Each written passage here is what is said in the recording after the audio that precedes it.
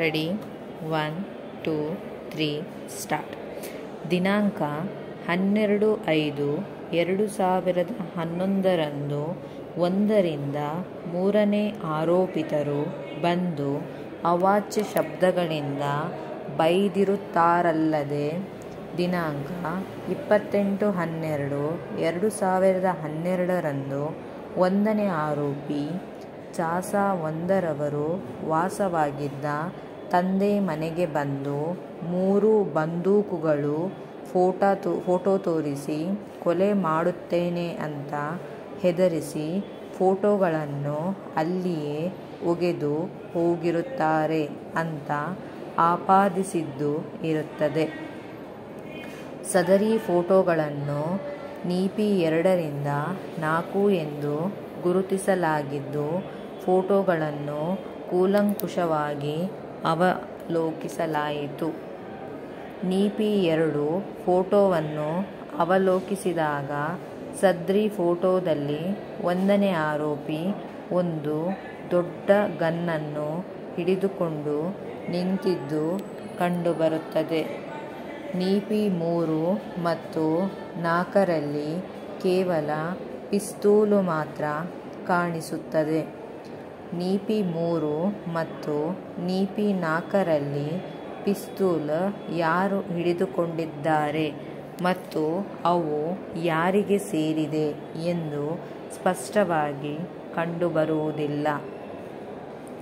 ಇಲ್ಲಿ ಗಮನಿಸಬೇಕಾದ ಇನ್ನೊಂದು ಮುಖ್ಯವಾದ ಸಂಗತಿ ಏನೆಂದರೆ ಅಭಿಯೋಜನೆಯವರು ಕಲಂ 506 ಮತ್ತು 387ರ ಅಡಿಯಲ್ಲಿ ಅಪರಾಧವಾಗಿದೆ ಎಂದು ರುಜುವಾತುಪಡಿಸಲು ನೀಪಿ 2ರಿಂದ 4 ದಾಖಲೆಗಳನ್ನು ಆಧರಿಸಿದ್ದು ನೀಪಿ 2ರಿಂದ 4 ದಾಖಲೆಗಳು ಒಪ್ಪಿತವಾದಂತೆ ಫೋಟೋಗಳಾಗಿದ್ದು ಸದರಿ ಫೋಟೋಗಳನ್ನು ರುಜುವಾತುಪಡಿಸಬೇಕಾದರೆ ಭಾರತೀಯ ಸಾಕ್ಷಿ ಅಧಿನಿಯಮ ಕಲಂ 65 ಕ್ಲಾಸ್ ಬಿ ನೇದರಲ್ಲಿ ಪ್ರಮಾಣಪತ್ರವನ್ನು ಹಾಜರುಪಡಿಸಬೇಕಾಗುತ್ತದೆ.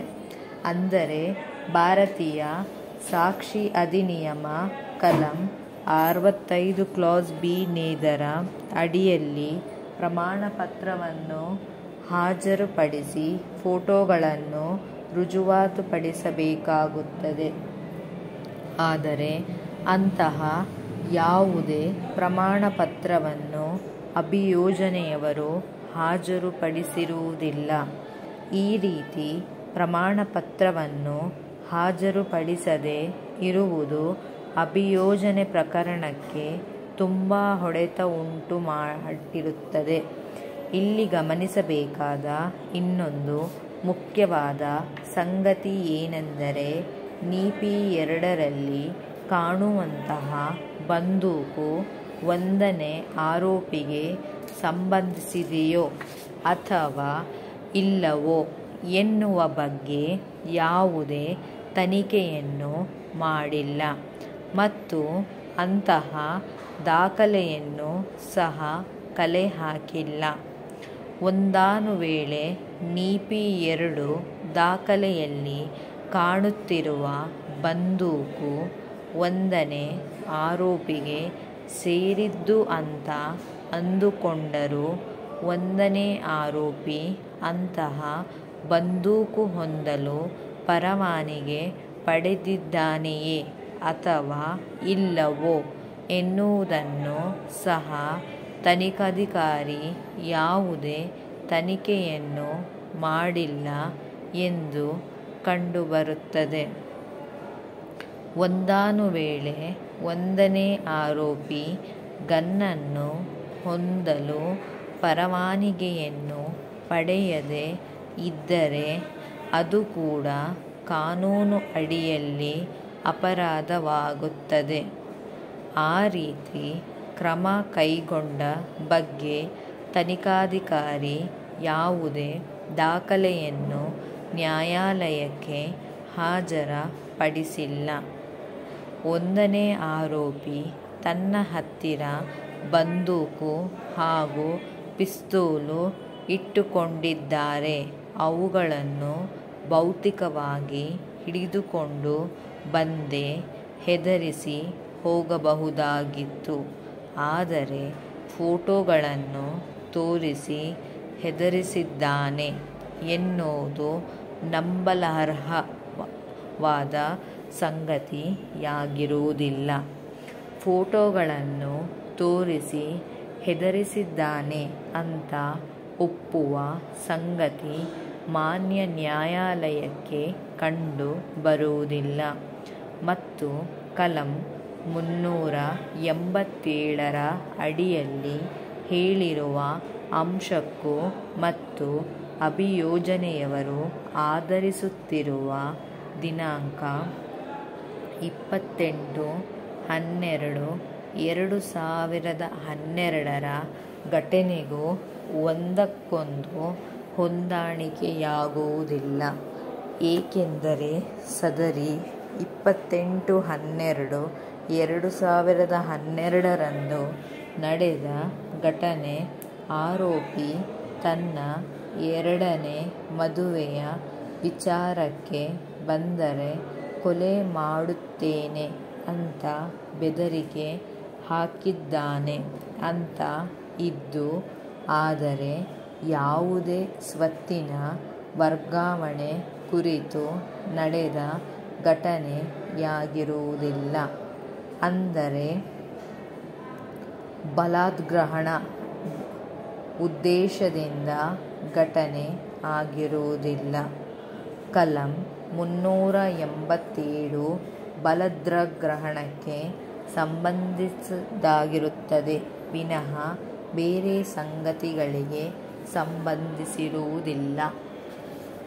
ಅಲ್ಲದೆ ಈ ಎರಡು ಪ್ರಕರಣಗಳ ಕುರಿತು ಸಾಕ್ಷಿದಾರರ ಸಾಕ್ಷ್ಯಗಳನ್ನು ಅವಲೋಕಿಸಿದಾಗ ಅವುಗಳಲ್ಲಿ ಸಹ ಸಾಕಷ್ಟು ವ್ಯತಿರಿಕ್ತವಾದ ಹೇಳಿಕೆಗಳನ್ನು ನೀಡಿರುವುದು ಕಂಡುಬರುತ್ತದೆ.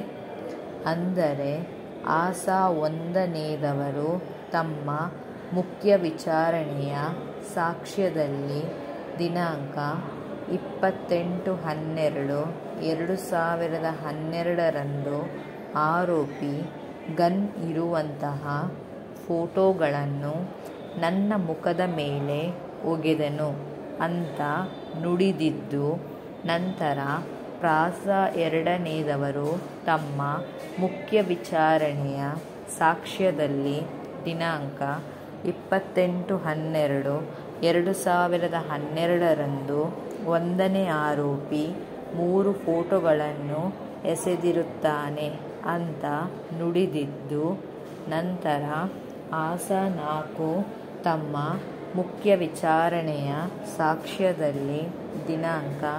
28/12/2012ರಂದು 1ನೇ ಆರೋಪಿ ಮನೆಗೆ ಬಂದು ಗನ್ಗಳಿದ್ದ 3 ಫೋಟೋಗಳನ್ನು ಎಸೆದಿರುತ್ತಾನೆ ಅಂತ ನುಡಿದಿದ್ದು, ನಂತರ ಆಸಾ 5 ಸಹ ತನ್ನ ಮುಖ್ಯ ವಿಚಾರಣೆಯ ಸಾಕ್ಷ್ಯದಲ್ಲಿ ದಿನಾಂಕ 28/12/2012ರಂದು 1ನೇ ಆರೋಪಿ ಬಂದು ಆಸಾ 1ರವರಿಗೆ ಮನೆಯ ಕುರಿತು ಯಾವುದೇ ಹೊಂದಾಣಿಕೆ ಮಾಡದೆ ಮಗುವಿಗೆ ಜನ್ಮ ನೀಡಿರುತ್ತಿ ಎಂದು ಗನ್ ಇರುವ 3 ಫೋಟೋಗಳನ್ನು ಎಸೆದು ಹೋಗಿರುತ್ತಾನೆ ಅಂತ ನುಡಿದಿದ್ದು, ಆದರೆ ಅಭಿಯೋಜನೆಯವರು ಹಾಜರುಪಡಿಸಿದ ನೀಪಿ 2ರಿಂದ 4 ಫೋಟೋಗಳನ್ನು